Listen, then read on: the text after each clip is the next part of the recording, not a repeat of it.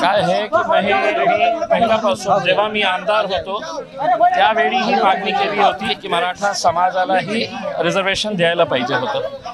आणि आज मी जे मनोज जरांगे आहे त्याला धन्यवाद देऊ इच्छितो, कारण फक्त एका छोटासा गावाचा एका सामान्य माणूस त्याच्या मागे इतकं लाखोंच्या संख्येने लोक जेव्हा उभे राहतो तर एक संदेश जातं की लोकांचा विश्वास आता पुढाऱ्यांवर राजनैतिक लोकांवर संपलेला आहे।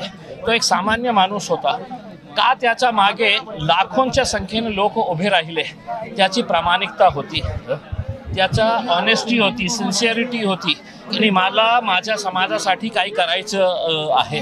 आणि आज जे त्याला यश मिळालेलं आहे मी त्याला खूप खूप अभिनंदन करतो। आणि आम्ही पहिल्यापासून हे बोललेलं आहोत की मराठा समाज जे आहे आमचे मोठे बंधू आहे, आम्ही त्यांच्या सोबत आहे या मागणीसाठी।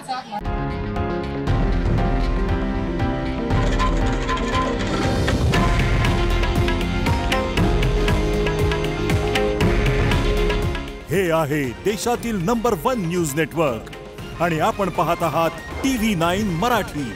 काळजी तुमची, हित महाराष्ट्राचं।